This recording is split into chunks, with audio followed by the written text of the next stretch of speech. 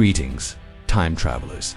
Welcome to Fall of Thrones, where you will explore epic medieval stories, revealed through 3 unique perspectives that will change the way you see the past. Today, we will dive into one of the most fascinating and transformative stories in human history, the fall of the Western Roman Empire. Imagine a civilization so powerful that it stretched across 3 continents, with roads connecting Britain to Egypt, aqueducts that defied gravity, and a culture that still influences our lives today. But how did a power of such magnitude come to an end? We are not talking about legends or myths. This is a true story of people like us who made decisions that echoed through the centuries. It is a story of power, strategy, and transformation that forever changed the course of the Western world.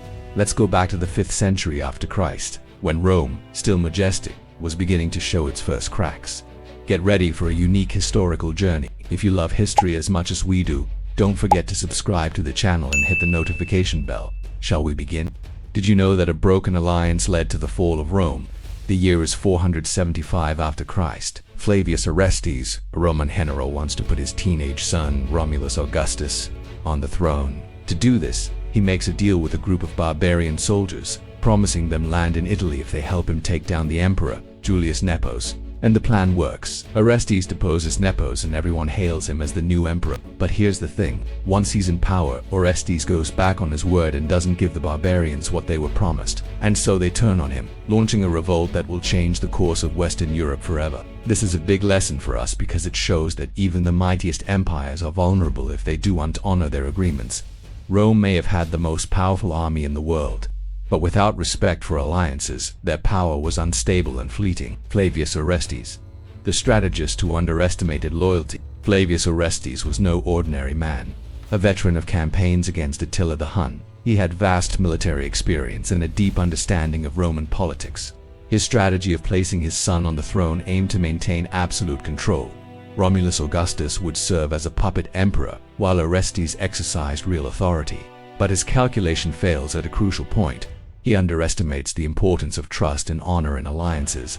By denying the promised land, he offends the dignity of his allies and compromises the loyalty essential to the success of the coup. Odoacer, an officer rising through the barbarian ranks, becomes the catalyst for the reaction. With deep military and political knowledge, he organizes the revolt that overthrows Orestes. Captured in Ravenna, Orestes is executed. His ambition, which should have strengthened Roman rule, becomes the direct cause of his downfall and the collapse of the Western Roman Empire. Odoacer, the architect of a new world. Odoacer is often portrayed as a violent barbarian, but the reality is more complex. He was a shrewd leader, able to understand Roman politics, speak Latin, and negotiate diplomatically. His revolt was not only about revenge, it aimed to claim justice and recognition for his people. In 476 after Christ, his forces march on Ravenna, depose Romulus Augustus, and establish the official end of the Western Roman Empire.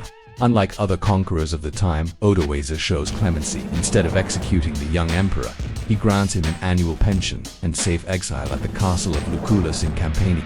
This gesture reveals strategic skill. Odoacer understands that governing the territory requires political intelligence, not just military force. He creates a new order, where barbarian and Roman peoples must coexist, paving the way for medieval Europe. Romulus Augustus, the last emperor. Romulus Augustus, or Romulus Augustus, known as Little Augustus, represents the final link in the long chain of Western Roman emperors. A teenager with no real authority, he was placed on the throne by his father, becoming a symbol of continuity but without real power.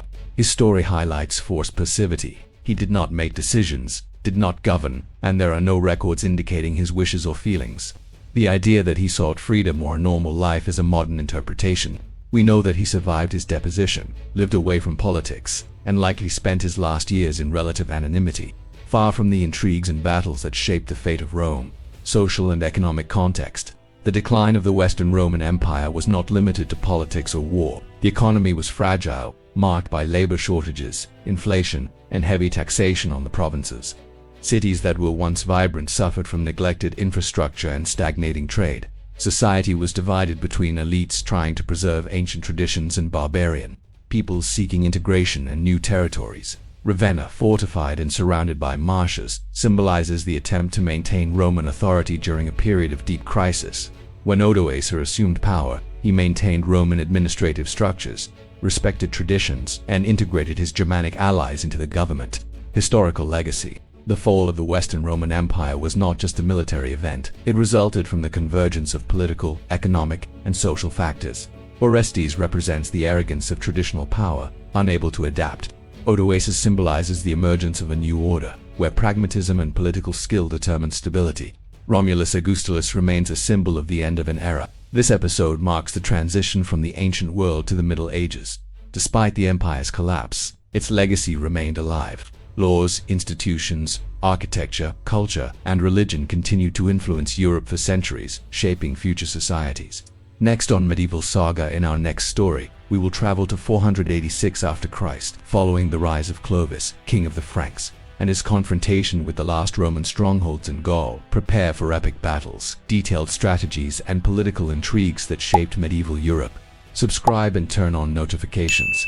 In the comments, discuss which of these historical figures has the most captivating story: Orestes, Odoacer, or Romulus Augustus. Until next time, viewers, remember, history is not just about events, but about the human choices that define civilizations. Final text on screen. The Western Roman Empire has come to an end. Its legacy, however, remains eternal.